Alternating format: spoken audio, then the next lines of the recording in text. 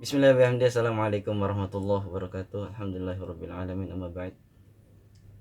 Adik-adikku sekalian yang saya cintai, hari ini kita pelajaran KNWN masih mengenai tentang Al-Quran, kedudukan Al-Quran dan hadis sebagai sumber utama Ahlus Sunnah wal Jamaah. Namun dalam hal ini saya ingin kita to the point aja biar tidak terlalu lama. Jadi kita akan mempelajari Al-Quran sebagai sumber utama. Maka Al-Quran memuat berbagai macam pedoman dasar bagi kehidupan umat manusia yang meliputi tuntunan yang berkaitan dengan keimanan akidah. Jadi Al-Quran diturunkan oleh Allah Subhanahu wa Ta'ala untuk mengajarkan kita tentang keimanan dan akidah, mengenal Allah Subhanahu wa Ta'ala dan beriman kepada Allah Subhanahu wa Ta'ala, bahwasanya sesembahan kita adalah Allah Subhanahu wa Ta'ala, dan itu ketetapan yang berkaitan dengan iman kepada Allah Subhanahu wa Ta'ala. Dan juga kita diajak untuk beriman kepada siapa? Beriman kepada malaikat, beriman kepada kitab-kitab Allah, beriman kepada rasul-rasul, hari akhir, dan qada dan qadar. Dan maka oleh karenanya Al-Quran itu mengajak kita untuk senantiasa beriman kepada Allah Subhanahu wa Ta'ala dan mengenal Allah Subhanahu wa Ta'ala. Dan yang kedua,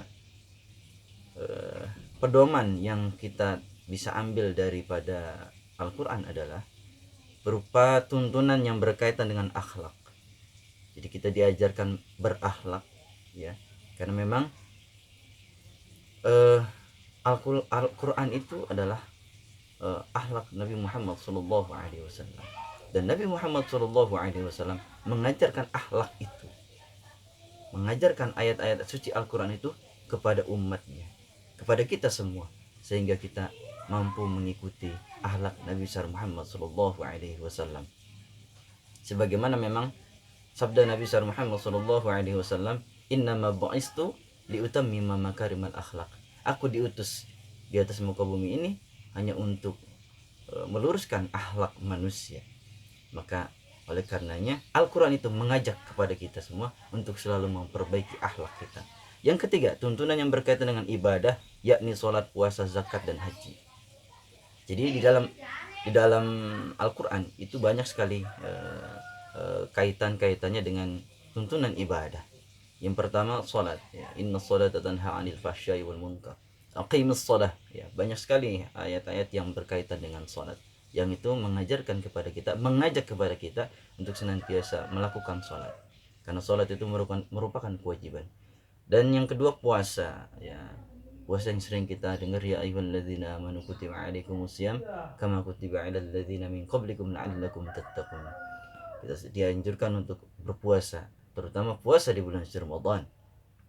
Lalu zakat dan haji.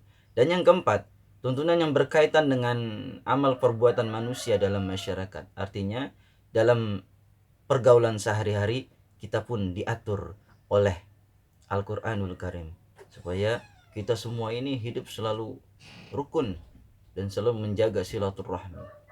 Karena Nabi besar Muhammad SAW bersabda, la yadkhulul jannah qati'un, tidak akan masuk surga orang yang berani memutuskan silaturahmi. Maka oleh karenanya mari kita jalankan apa yang diajarkan oleh Al-Quranul Karim, supaya hidup kita selalu mendapatkan ridha dan hidayah dari Allah Subhanahu wa Ta'ala. Itu saja dari saya, kurang lebihnya saya mohon maaf. Assalamualaikum warahmatullahi wabarakatuh.